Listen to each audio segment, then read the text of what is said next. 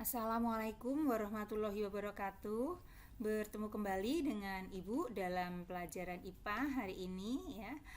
Hari ini kita akan mencoba untuk mempelajari tentang sistem organisasi kehidupan makhluk hidup. Bagian 1 ya hari ini. Merupakan materi IPA kelas 7 semester genap ya ini. Nah, sekarang kita lihat di sini judulnya saja. Kita lihat bersama-sama ya, sistem organisasi kehidupan makhluk hidup. Nah, kalau kita pelajari di dalam setiap makhluk hidup, jadi makhluk hidup itu sebenarnya adalah sebuah organisasi yang sangat besar ya, sebuah organisasi. Nah, kalau kita lihat susunannya, urutan dari tingkatan yang lebih sederhana ke tingkatan yang lebih kompleks. Kita lihat di sini. Jadi setiap makhluk hidup atau organisme itu terdiri atas beberapa sistem organ. Sistem organ itu tersusun oleh organ-organ. Organ itu tersusun oleh beberapa jaringan. Dan jaringan itu tersusun oleh beberapa sel. Jadi bagian yang paling sederhana adalah sel. Kemudian beberapa sel yang bentuk dan fungsinya sama akan membentuk jaringan.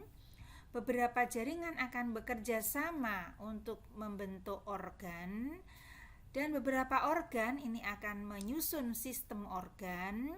Nah, beberapa sistem organ akan membentuk organisme.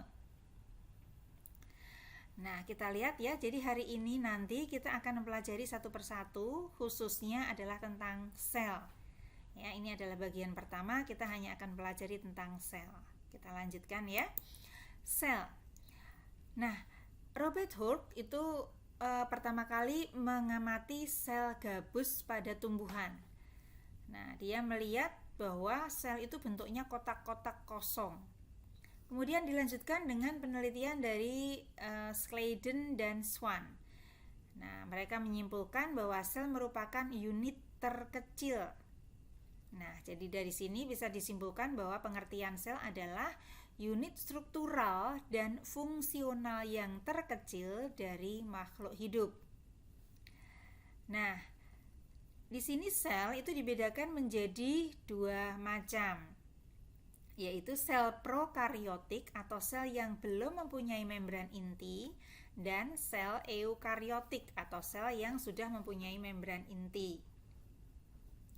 Berikutnya, nah ini juga organisme itu dibedakan menjadi dua macam ya. Ada organisme bersel tunggal atau uniseluler, dan ada organisme yang bersel banyak. Nah, untuk bersel tunggal atau yang uniseluler, ini contohnya adalah bakteri dan protista. Ya, ini lihat. Ini adalah bentuk bakteri dan ini adalah contoh protista. Nah, karena hanya terdiri dari satu sel saja, maka seluruh kegiatan hidupnya itu dilaksanakan oleh sel itu sendiri. Jadi sistem pencernakan, sistem pernafasan, sistem reproduksi, nah semuanya dilakukan oleh sel ini sendiri ya. Lanjut. Nah, yang kedua adalah organisme bersel banyak atau yang disebut dengan multiseluler. Contohnya adalah manusia. Nah, manusia itu tubuhnya tersusun oleh banyak sekali sel. Kemudian hewan dan juga tumbuhan. Nah, karena bersel banyak, maka terjadi pembagian tugas pada sel-sel penyusunnya. Lanjut. Struktur sel. Nah, secara umum sel itu tersusun dari membran dan protoplasma. Membran itu selaput yang membungkus sel ya. Kemudian protoplasma itu adalah berisi cairan sel ya. Protoplasma itu adalah bagian di dalam sel di mana terdiri dari cairan sel atau sitoplasma dan organel-organel. Organel adalah merupakan bagian sel yang berfungsi khusus. Nah, inilah diantaranya bagian-bagian dari sel, di mana ada organel-organelnya. Jadi ada membrannya, kemudian ada protoplasmanya yang terdiri dari cairan sel atau sitoplasma di sini ya. Kemudian ada juga organel-organel, ini alat-alat yang ada di dalam sel. Masing-masing memiliki fungsi khusus ya. Lanjut. Nah, ini adalah perbedaan dan persamaan antara sel tumbuhan dan hewan serta fungsi dari masing-masing organel sel tadi. Jadi, untuk hewan itu tidak memiliki dinding sel. Yang tidak dimiliki adalah tidak memiliki dinding sel, tidak ada ya dinding sel. Kemudian tidak memiliki plastida, tidak memiliki vakuola atau rongga sel. Ini yang tidak terdapat pada hewan. Sedangkan untuk tumbuhan yang tidak ada adalah lisosom. Kemudian ini untuk fungsinya ya, dinding sel ini membentuk dan melindungi isi sel karena letaknya paling luar. Selaput sel ini juga paling luar ya, fungsinya mengatur keluar masuknya zat dan membungkus isi sel. Inti sel ini tugasnya mengatur atau mengendalikan semua aktivitas sel. Plastida atau kloroplas ini adalah zat warna ya, zat warna pada tumbuhan ya, makanya yang punya hanya tumbuhan. Ini merupakan tempat fotosintesis. Kemudian vakuola atau rongga ini tempat menyimpan kristal atau bahan atau timbunan yang lain dari proses pencernaan makanan pada hewan bersel satu bisa ya. Jadi kalau untuk hewan bersel satu itu berfungsi juga sebagai alat pencernaan ya, ini vakuola.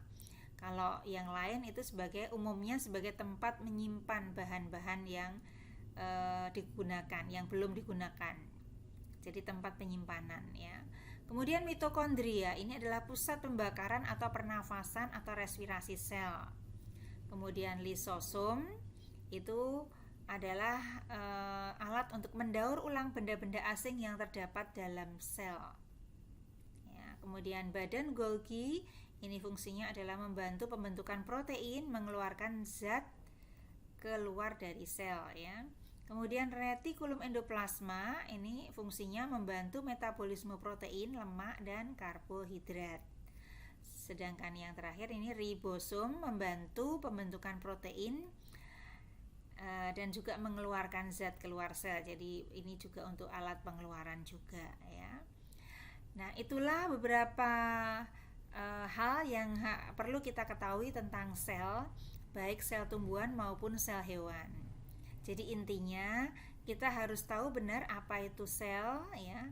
Jadi bagi unit struktural dan fungsional terkecil dari makhluk hidup ya, di mana mempunyai bagian-bagian ya, ini bagian-bagiannya, dan ada perbedaan antara sel hewan dengan sel tumbuhan. Nah, sampai di sini dulu, nanti kalian pelajari lagi berikutnya ya. Terima kasih. Wassalamualaikum warahmatullahi wabarakatuh.